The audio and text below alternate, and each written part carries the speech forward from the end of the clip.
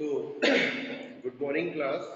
बेटा आज twelfth class political science के अंतर्गत आज हम नए चैप्टर की शुरुआत करेंगे जिसका नाम है भारतीय राजनीति नए बदलाव।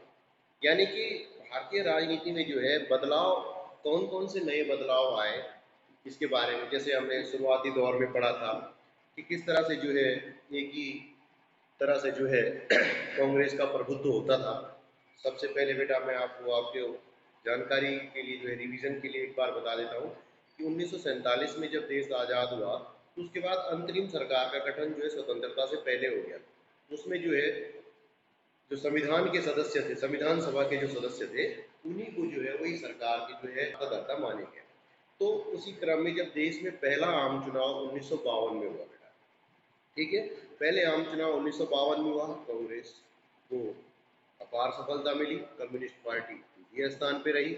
उसके बाद 1952 के बाद 57, 62, फिर 1967 में थोड़ा सा दिक्कत आनी शुरू हो गई। फिर 1969 में जो है कांग्रेस के प्रभाव में गिरावट आनी शुरू हो गई। इनके जो है कांग्रेस का विभाजन भी हो गया। ठीक है बेटा, फिर 1967 का जो आम चुनाव है वो महत्वपूर्ण स्थान रखता था क्योंकि उस समय जो है सारे राजनीतिक दल कांग्रेस के खिलाफ इकट्ठे हो गए। भले ही कांग्रेस को बहुमत मिला लेकिन कुछ राज्यों में उसको भी गठबंधन की सरकार का निर्माण करना पड़ा। मतलब पहले कांग्रेस जो है एक तरफा जीतती थी लेकिन उसके प्रभाव में थोड़ी सी कमी आई, उसका वोट बैंक जो है थोड़ा सा घटा। फिर बेटा कई सारी उसके बाद घटनाएं हुई जैसे फिर मंडल आयोग बना, फिर आरक्षण की भी शिकायत हुई 1989 के बाद। 1900 फिर मंडल आयोग ने भी जो है ओबीसी को आरक्षण देने की सिफारिश की, उसमें भी जो है बड़ा हंगामा हुआ। बाबरी मस्जिद जिसमें श्री लालकृष्ण आडवाणी जी का नाम भी आता है, उसको गिराने में जो है बड़ी महत्वपूर्ण भूमिका निभाई की आरएसएस के लोगों ने। ठीक है बेटा, बाबरी मस्जिद, फिर जनता दल का गठन भी हुआ बेटा इस बीच।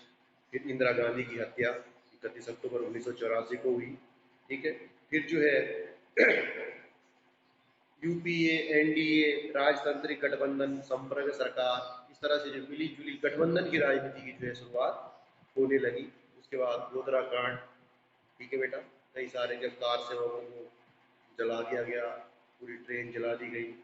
फिर गुजरात दंगे, कई चीजें हमारे देश से देखी है। तो ये नए बदलाव कब आए? फिर उसके बाद क्या होता है बेटा कि जब 1975 में, इसमें एक बात आती है 1975 में जून के महीने, जब जून में जो है जून 1975 को जब देश में आपातकाल लगाया गया। तो आपातकाल का मतलब ये होता है कि उस समय जो है देश में क्या था कि आपातकाल के दौरान बड़े बड़े नेताओं को नज़रबंद कर दिया गया। ठीक है, सरकार के खिलाफ जो भी आवाज़ उठाता था उसको जेल में डाल दिया गया। अपने प्रदर्शन इन पे सब पे रोक लगा दी गई। लोगों के जो अधिकार हैं वो सब स्थगित किए गए। अभी कभी भी हो सकता है, जैसे कभी इमरजेंसी लग गई तो हम लोगों के जो अधिकार हैं वो क्या हो जाते हैं, उसमें प्रतिबंध लग जाते हैं, मतलब कुछ समय के लिए स्थगित मान लिए जाते हैं। कि ऐसा नहीं है कि हमें स्वतंत्रता का अधिकार है और बाहर कर्फ्यू लगा हुआ है तो हम स्वतंत्र हो जाए। अभी आपने देखा होगा जब लॉकडाउन हुआ था तो कौन बाहर निकलता था, उस समय सबके अधिकार कहाँ चले गए। आप अधिकार के लिए कोई नहीं लड़ा कि भाई स्वतंत्रता का अधिकार है जी, मैं तो कहीं भी आ जा सकता हूँ। नहीं, जब इमरजेंसी चल रही है देश में तो आपको जो है कानून का पालन करना ही पड़ेगा। तो उसके बाद जब 1975 में जो इमरजेंसी लगी बेटा, उसके बाद धीरे धीरे कांग्रेस गैर कांग्रेसी दल भी एकजुट हुए। 1977 में जनता दल की पहली बार गैर कांग्रेसी सरकार बनी भारत में। उसमें जो है मुरारजी देसाई जो है प्रधानमंत्री बने। लेकिन फिर भी जनता दल की सरकार रही, लेकिन इनमें क्या था, आपसी मतभेद के कारण जो ये सरकार ज़्यादा ये भी नहीं चल पाई। और 1900 मतलब 18 महीने के बाद जो ये सरकार भी समाप्त। फिर 1980 में चुनाव हुए, कांग्रेस को जो है बहुमत मिला, कांग्रेस की सरकार बनी। श्रीमती इंदिरा गांधी जो है प्रधानमंत्री हमारे देश की बनी। के बाद कई हमारे देश ने बदलाव देखे। ऑपरेशन ब्लू स्टार, जो संत भंडारे वाले का नाम भी आपने पढ़ा है इससे पहले, उनके बारे में भी था। उसके बाद 31 अक्टूबर 1984 को जो है श्रीमती इंदिरा गांधी जी की हत्या कर दी गई। माना जाता है कि वो ऑपरेशन ब्लू स्टार का बदला लेने के लिए ही की गई, ऐसा कहना है लोगों का। फिर बेटा अब आपातकाल की जब बात हुई थी है, तो भारतीय जनता पार्टी जो है एक बीजेपी, अब वो एक महत्वपूर्ण ताकत के रूप में, और पार्टियां तो थी, लेकिन जो मुख्य ताकत बन के जो उस समय उभरी, वो उभरी बीजेपी। अब हुआ क्या कि जनता पार्टी के कुछ सदस्यों ने, अब जनता पार्टी थी जो गैर कांग्रेसी सरकार थी, जनता पार्टी की सरकार बनी, तो राष्ट्रीय स्वयंसेवक के संबंधों को लेकर गहरा मतभेद, जो आरएसएस के जो संबंध थे, तो जनता पार्टी में जो है कुछ सदस्यों में जो है बड़ा मतभेद था आरएसएस से संबंधों के लिए।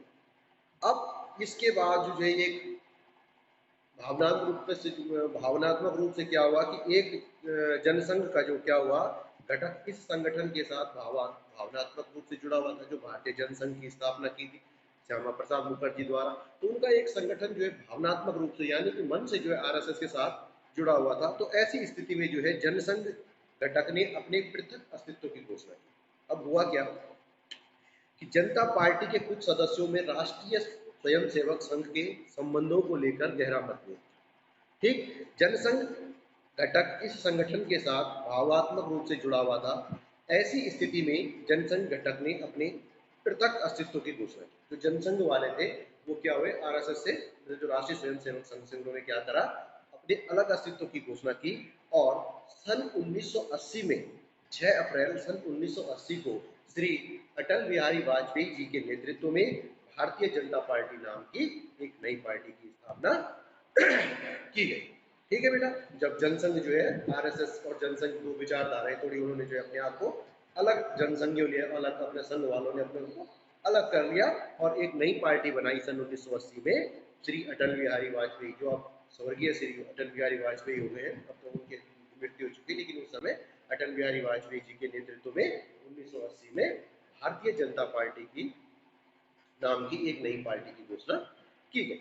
ठीक, अब इस सिद्धांत, अब इस जो भारतीय जनता पार्टी बनी, तो इसने जो है अपने कुछ सिद्धांत रखे कि भाई किस बेस पे जो है हम, क्या हमारा जो मुद्दा होगा, हम लोग किस मुद्दे पे हमारी पार्टी काम करेगी। इसने जो है सबसे पहले देश की एकता की बात कि भाई सबसे पहले हमारे देश में होनी चाहिए एकता की स्थापना, फिर क्षेत्रीय हितों और जातीय हितों को जो है बाद में महत्व दिया जाएगा। पहले अपने देश को महत्व देना है, उसके बाद अपने क्षेत्र के हित को, उसके बाद अपने राज्य के हित को। कहने का मतलब ये था कि सबसे पहले हम भारतीय हैं, उसके बाद हम उत्तराखंड के हैं, और उत्तराखंड के बाद बची कुची जो कसर है उसके बाद हम देहरादून के हैं। ठीक, और देहरादून के बाद हम तब लास्ट में अपने गाँव बंजारा वाला, तो या कहीं के भी है, मतलब मथुरा वाला के हैं या भारू वाला के हैं, जहाँ जहाँ के भी हैं, लेकिन सबसे पहले क्या है हमारा, सबसे पहले हम भारत के नागरिक हैं। अगर हमारी सबसे पहली जिम्मेदारी अपने देश के प्रति होगी, उसके बाद थोड़ा सा अगर गुंजाइश बचती तो अपना राज्य है, और उसके बाद भी कुछ बचता है तो अपना जिला है, कहीं माइनर कुछ बचता है तो फिर अपना गांव, लेकिन हमारे लिए देश ऊपरी। इसने जो है अपनी सिद्धांतों में ये बात भारतीय जनता पार्टी ने रखी। इसके बाद बेटा उसने दूसरा कहा कि भाई ये भारतीय जनता पार्टी जो है प्रजातंत्र और नागरिकों के मूल अधिकारों के लिए जो है बिल्कुल प्रतिबद्ध रहेगी। क्यों? क्योंकि आपातकाल उससे पहले लगा था तो होती है राजनीतिक मतभेद, कांग्रेस ने तो सबको नजरबंद करवा दिया, अब अधिकार खत्म हो जाते हैं। तो इन्होंने ये कहा कि भाई हम क्या करेंगे, हम अपने प्रजातंत्र की रक्षा करेंगे और अपने नागरिकों के अधिकारों की रक्षा करना हमारा सबसे पहला कर्तव्य होगा। ये इस पार्टी ने अपना एक सिद्धांत बनाया। ठीक, फिर इसने जो है सकारात्मक धर्मनिरपेक्षता की नीति, यानी कि भाई धर्मनिरपेक्ष होना चाहिए। वैसे हमारा देश धर्मनिरपेक्ष ही है कि यहाँ पे सरकार किसी भी धर्म को संरक्षण नहीं देती है। धर्मनिरपेक्षता इसी को कहते हैं कि भाई जिस देश में जो है सभी धर्मों को संविधान में एक समान मान्यता दी जाती होगी। ठीक है बेटा, फिर जो है इसने ये कहा कि भाई धर्मनिरपेक्षता की बात होगी, बिल्कुल धर्मनिरपेक्ष होगा, किसी भी धर्म को महत्व नहीं दिया जाएगा।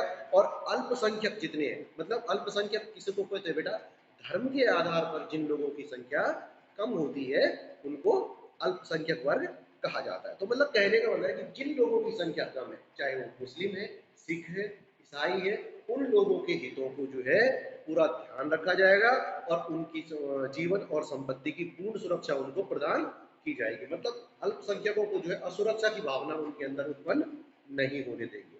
ठीक है बेटा।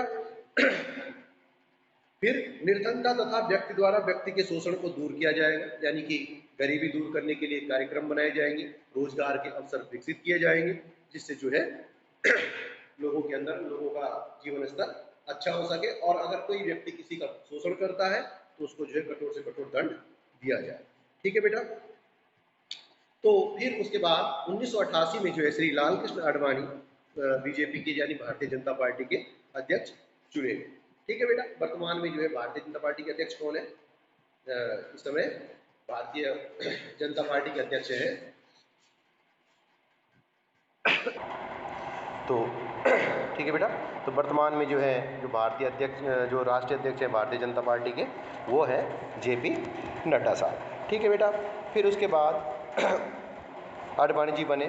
फिर जो है इस 1 नवंबर 1990 में जो है 9वीं लोकसभा के निर्वाचन में इस दल ने जो है 8 सीटें जीती और अपनी स्थिति थोड़ी सी बेहतर करी। ठीक है बेटा। फिर फिर यह दल 10वीं लोकसभा जब अगले चुनाव हुए तो इस दल ने जो है 119 सीटों पर विजयी प्राप्त की, और 11वीं लोकसभा में जो है इस दल ने सभी दलों से सबसे 11वीं जो लोकसभा के चुनाव हुए इस दल को जो है सबसे अधिक सीटें 162 सीटों पे जो है इसने विजय प्राप्त की। ठीक है बेटा। और विपक्षी दल के रूप में क्या किया, लोकसभा में जो है हिस्सा लिया, यानी कि जो ये विपक्षी दल रही बीजेपी, लोग 162 सीटों के साथ जो है लोकसभा में विपक्ष के जो है इसने अपना स्थान बनाया। फिर 1998 में 12वीं लोकसभा चुनाव में भारत को 179 स्थानों पर और उसके सहयोगियों को 73 सीटों पर सफलता प्राप्त हुई। ठीक है बेटा। फिर 1999 में जब 13वीं लोकसभा के चुनाव हुए इसमें केवल भाजपा को 182 सीटें प्राप्त हुई और वो अपने सहयोगियों के साथ लोकसभा में बहुमत प्राप्त करने में सफल हुई और श्री अटल बिहारी वाजपेयी जी प्रधानमंत्री बने। फिर 1998 में जो है पोखरण में जब परमाणु विस्फोट किया गया उस समय जो है इस पार्टी को जो है बहुत बड़ी सफलता इसकी मानी जाती है कि भाई श्री अटल बिहारी वाजपेयी जी के नेतृत्व में भारत ने जो है अपने आप को परमाणु राष्ट्रों की सूची में जो है शामिल किया। भले उससे पहले भी श्रीमती इंदिरा गांधी के समय में भी जो है भारत 1978 में परमाणु विस्फोट कर चुका था, परमाणु संपन्न देशों की श्रेणी में आ चुका था, लेकिन श्री अटल बिहारी वाजपेयी जी के नेतृत्व में जो है देश ने एक बार फिर 1999 में राजस्थान के पोखरण में परमाणु विस्फोट किया। ठीक है बेटा। इसके बाद अब आज भी जो है अब आप देख ही रहे हैं कि आज जो है देश में भारतीय जनता पार्टी की वर्तमान समय में सरकार है और श्री नरेंद्र मोदी जी जो है 2014 और 2019 से जो है लगातार 2 बार जो है इसको अपार सफलता मिली है। ठीक है बेटा। और आज जो है ये देश की प्रमुख पार्टी के रूप में हमारे सामने विद्यमान है। लेकिन इसका मतलब ये नहीं है कि कांग्रेस को हम नकार दें। कांग्रेस भी जो है अपने आप में कांग्रेस का एक अस्तित्व है, सबसे पुराना दल है भारत का। इसमें जो है बड़े प्रभावी व्यक्ति जो है कांग्रेस के अंदर शामिल रहे। ठीक है बेटा। आज के लिए इतना ही।